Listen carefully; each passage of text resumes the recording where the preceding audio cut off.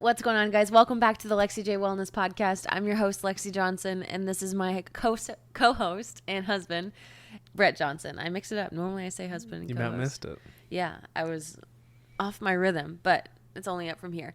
This week, we are going to talk a little bit about just some mindsets that have helped us in gratitude or just feeling more grateful. I think that it's important to have these sort of mindsets in order to have a bit perspective, because it is so easy to get caught up and overwhelmed in the moment and in really tough times. And I think that, this is just something that I've been practicing recently because it's been a couple trying weeks recently. So I have one in particular, and I'm sure that as we get talking, we might talk about a few other ones. But the one that I have adopted and just really thought about more recently is that if this were the last time that I was doing this, or if this were the last time I was going through this struggle or stressing over this thing, I would probably be more appreciative of it. And in my case scenario right now, it's business, it's work. And if this were the last time that I got to have these issues or I got to have this problem, I would be a lot more grateful for it. I would be a lot more appreciative of it, because who knows what happens next? Is it because I don't have the opportunity to have those problems anymore, because I don't have my business, because I don't have a job? Is it because I physically can't do my job? When you put things in those terms, and it kind of sounds like a doomsdayer, but it does just, it right sides things, and it gives you a lot better perspective of where you're at and what blessings you have, because it's so easy to get caught up and just take those things for granted and constantly focus on what's going wrong. But if I focus and I think what if we didn't want to do this podcast tonight? We're both tired. It's a really long day. And like I said, it's just been a hard week. So it's 9:30 and we came down here, but what if it were the last time we were ever able to do this? Just you and me sitting here on this couch. It makes me a lot more grateful for it. It gives me better perspective. It makes me want to cherish it more. So I think that's a good mindset that has helped me a lot. And I know that it can be applied to so many other things. I was writing a caption for my Instagram, just kind of talking about this. And I'm obviously not a mom, but I think that I obviously work with a lot of moms, but if it were the last time that you were to wake up in the middle of the night with a fussy baby, I bet that you would be a lot more grateful. You would probably cherish that. To get up in the middle of the night, you're exhausted, but you get to snuggle that baby back to bed. You get to console that baby.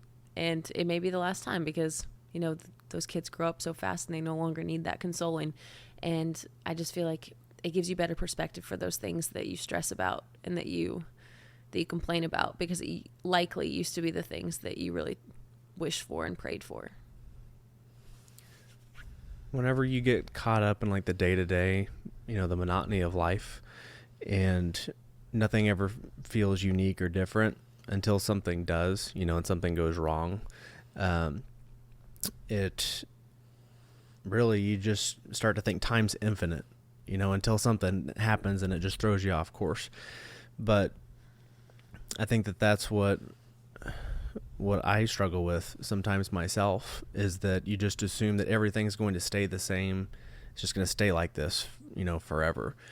And you can easily start taking things for granted in that way. I was just talking to you about this before we started, little things, just basic health, basic normalcy. I have poison ivy right now and it sucks.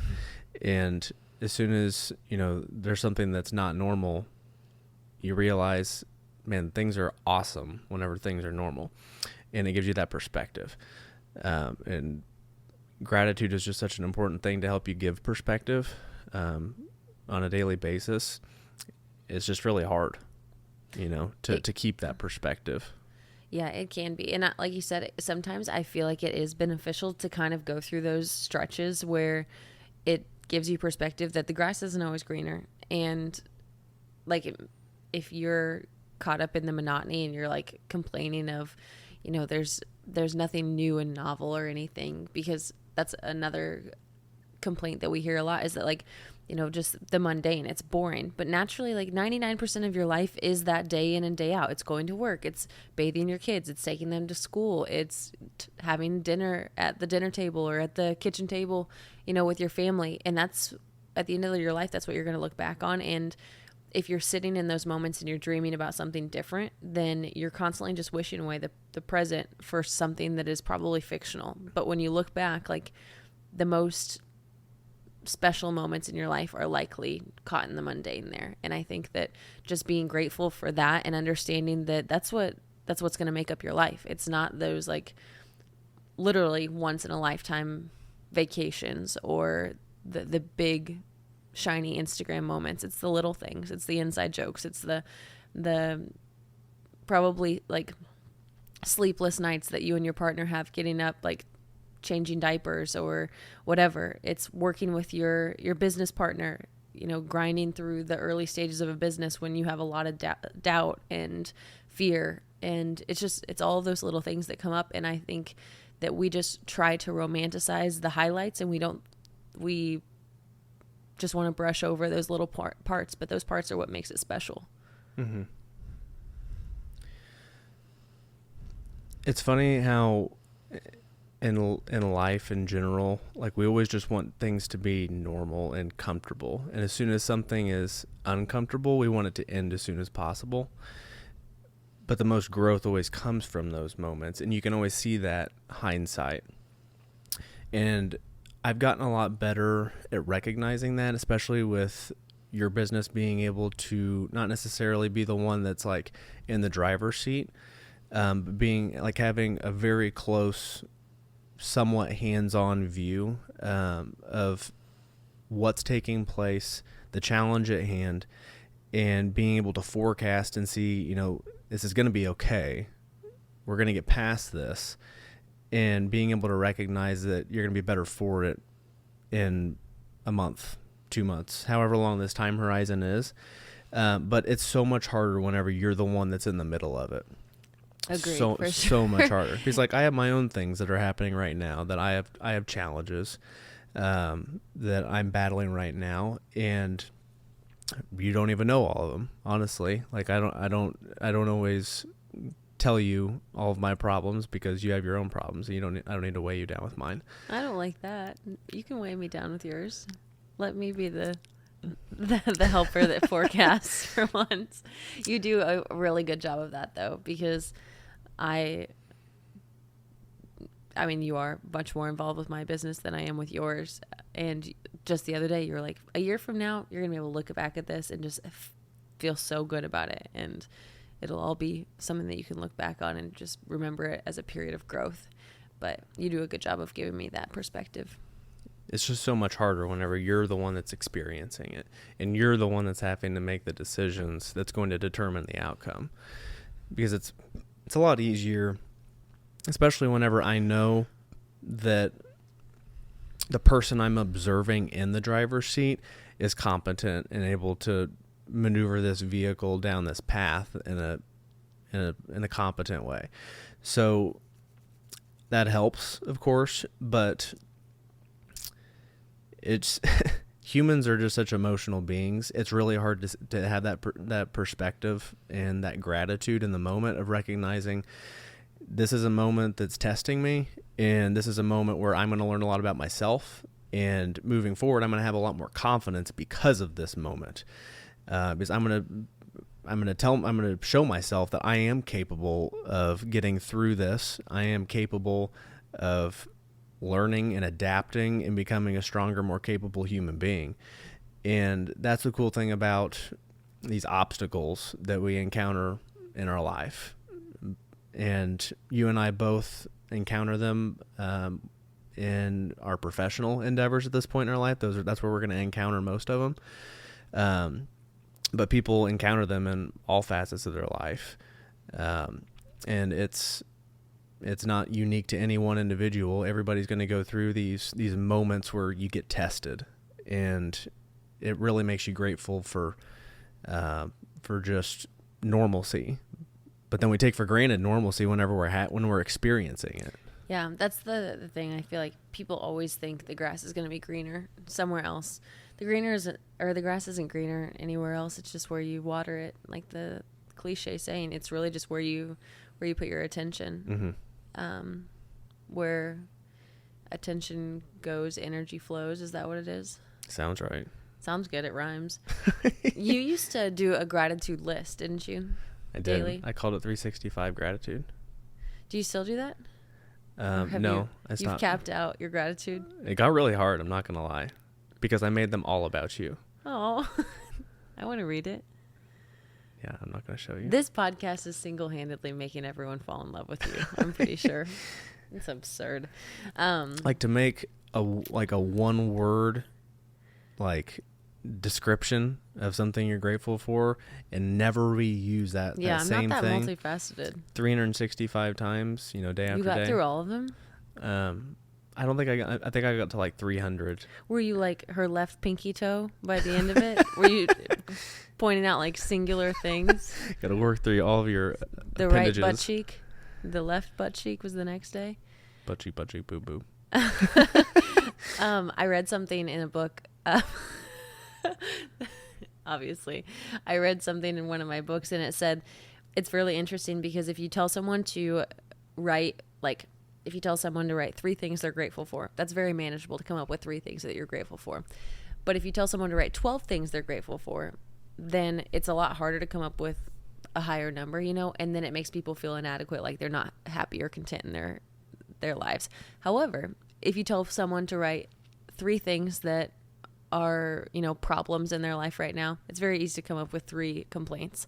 But if you say write 12 things that you're bothered by, that are really, worth complaining about, it's harder to come up with 12 things. Mm-hmm. And then it's like, it gives you that perspective. And you're like, oh, that's not so bad. I can't even come up with 12 things. And I just thought that was so interesting because it really is just, it's all relative. Yeah. I always try to circle back to the simple fact that all my basic needs are still being met. And we've talked about this before, but that's one thing that can easily just be swept under the rug pretty quickly, is that all of my basic needs are still being met and life is going to go on. Sometimes things suck, and you get blindsided by something, and nobody likes that. Nobody loves it whenever you get blindsided by bad news. But after, you soak that information up and you assess the situation and you figure out what you need to do to mitigate the problem, then once you kind of get the ball in motion, then it's best to just kind of remove the emotion side of it and think, okay, everything's fine. World is still rotating. Everything is going to be totally fine. And all in all, life's good. But that's really hard in the moment. I mean, it sounds weird, to talk about it like that. But you're just hyper fixated on one singular thing where you're blocking out all of the things that you take for granted. I just think your brain kind of does like a triage thing, and if you're familiar with that, it's basically like you go to what needs the most care, what is to stop the bleeding, and your environment is going to affect that a lot too. Cuts out. Your environment affects that a lot too. What do you mean by that? The people that are around you, namely, that's what I'm referring to. Yeah, I just was going to ask you to elaborate. Yeah, I figured that's what I was making it for the sake of people that might not understand. Yeah, the environment that you're in is going to dramatically change what you would expect a reaction to be to something bad, and what you feel is appropriate as a reaction to something bad, or even something that's not even that bad, or is. I need you to elaborate. Yeah, I'm gonna have to articulate this a little better. It's because I can relate to it a lot. Whenever you're surrounded by people that look at things in a negative light constantly, want to see things in a negative light. It's not that things are always negative, it's they look for the negative in things because they want to be able to be the victim, or they want to be able to play the martyr. However you want to say it. There are environments that are going to affect, your reaction and what your knee-jerk reaction will be to certain situations. And I can I can attest to that because I've been around certain environments and I become very socially aware of the energy in a room. And it sucks whenever you feel like you're just kind of becoming plugged into an environment that you don't want to participate in. What do you do? So if you're regularly in an environment, what is inherently negative or just, negative overall, overarching, what is something that you do to kind of like, I don't know, repel that? It's hard Yeah. because you have to basically create this environment that you operate in individually. You have to create your own little ecosystem within the larger ecosystem and train yourself to think how you would like others to think. And just the awareness of the situation, being able to recognize if the environment you're in is negative and, lacks gratitude and lacks the ability to see through, things that shouldn't get you upset or shouldn't, make you think so negatively. And then that's important because if you don't have that awareness, then that means you are probably a product of that environment. Or contributing to it. That's what I was going to say. Like, if you can identify that you're in a negative environment, but also, like, what role do you play in it? What part do you have in that, contributing to it? Yeah. And that's not easy, so easy because... it's super easy to point the finger. Oh, definitely. And it's so easy to want to fit in or to want to make somebody like you, to like feed into that energy. And they're like, yeah, exactly. You know how I feel. Right. That kind of thing. Yeah. It's just like that pack mentality. Like, everyone wants to be a part of the group, and it's not fun to be the only try hard. It's not fun to be the one that seems like a narc because you're working hard and you're, invested. Yeah. People talk about like positivity in general is just being like an infectious thing in a work environment or just generally speaking, positivity is an infectious thing, but an overarching thing that goes along with positivity is gratitude, because gratitude is this perspective, this deeper perspective that you have, that all in all your life is good and you become more grateful for what you have, the people that are around you, the people that you have in your life, and just generally speaking, the opportunities that you have before you. It gives you this whole new life meaning, so to speak, but it gives you this new awareness on life if you truly start to grasp it. Yeah, it's a good way to just kind of swap out negative tendencies. So there is science behind it saying that it's impossible to be negative while you're speaking gratitude. And it's basically like tricking your brain. We talked about that, I think, last week. It's that, you have to intentionally put those thoughts into your brain. And if you make a conscious effort to think about all of the things that you're grateful for and what you're thankful for in that moment, then it's shifting your brain's gears towards looking to the positive. It's using that energy source to consciously think of positivity. And I can't think of a better use of your brain's energy, just inputting those conscious thoughts in. Mm-hmm. Yeah, what you feed your brain, that food that you constantly give it, it's super important just to your mental health and how you shape things in your mind. Because you can shape things in a positive light or a negative light. Virtually anything you can shape in a positive or negative light. Like, if,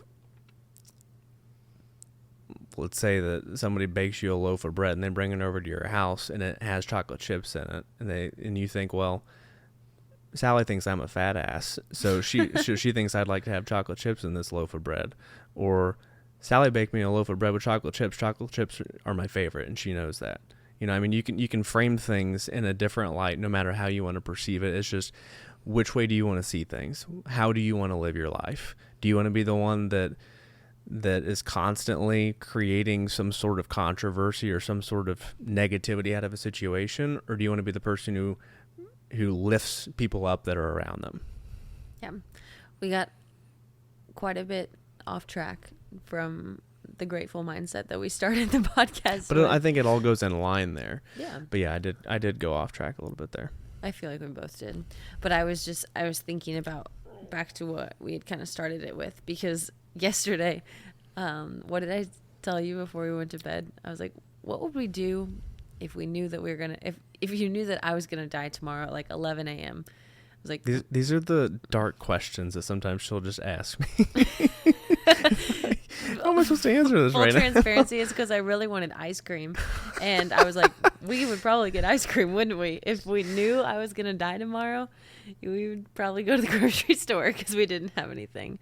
But no, we were just talking about like how much more grateful we would be. We would probably, stay up all night and talk and just enjoy the company that we take for granted so easily. It just gives you a good perspective. It's easy to get wrapped up in the moment, Yeah. If it was the last time that you ever got to talk to that person, then you probably wouldn't be dodging their calls. If it was the last time that you ever got to drive to work, you probably would soak it up a little bit more. Mm-hmm. Yeah. Just little things, the monotony, it makes up the big picture. I thought about that last week.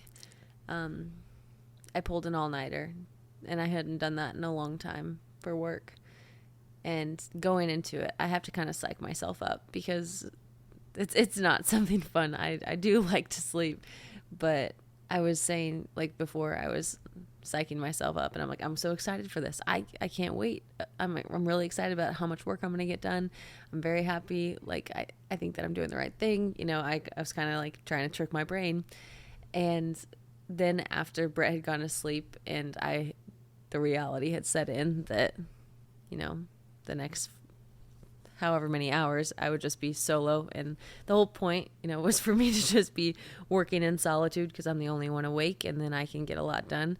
But I just told myself, I'm like, if this was the last time that I ever pulled an all-nighter for work, that I would probably be really grateful for it. I would probably look back on it and smile and just remember that time. And it worked. I don't think it'll be the last time now. But it was a good thought. It might be. It got me through that night. It might be, honey. It's okay. It's all about tricking your brain. I can trick it again. I don't think it's that smart. It's not paying attention right now. So I could pull an all-nighter tonight and my brain would be like, yep, this is great. This might be the last time. What's the opposite of gratitude? The opposite of gratitude. Pessimism? Pessimism kind of is like an outlook, where I feel like gratitude is more reflective, Mm-hmm. Like you're grateful for something you have, where pessimistic and optimistic my are mind like opposite. my mind almost went to regret, but that's but I mean, regret is a reflection. You're reflecting on your life. Yeah. But I think it's I feel like regret's a really strong one. Yeah. Similar, but maybe regret. I think that there's something to be said there. I do think that, but also it's lack of gratitude could lead to regret. Yeah, but I also feel like you can feel gratitude for a lot of like kind of solitary things or stationary things. Like I'm so grateful for the clean air, and I'm grateful for my warm bed, where you don't like regret a warm bed. You don't regret having clean water. You know what I'm saying? I'm trying to think. I think you're along the right lines, but now I'm going to be kept up tonight trying to figure out what the opposite. Here comes another all-nighter. Antonym.com. Please save me. Yeah. I'm grateful for it. I'm grateful that we came down here. It really wasn't what I wanted to do tonight. I was ready for bed, but the show goes on. And I'm grateful for that. Because if this were the last podcast that we were doing, I would be able to just remember that I got to do something I love with you. Life's too damn short to not do what you love with who you love. I can never stop this podcast now. What if it's the last one? All right, guys. If somebody does know the opposite of gratitude, though, I will be searching it as soon as we get done here. let me know. The opposite of gratitude. I'm kind of stumped myself on this one. The opposite of gratitude. All right, we're going to look it up. It's settled. I hope you guys have a great week. We will talk to you later. If you guys have any questions or topic suggestions, please send those to our email at pod@lexijwellness.com. But until then, we will talk to you guys next Wednesday.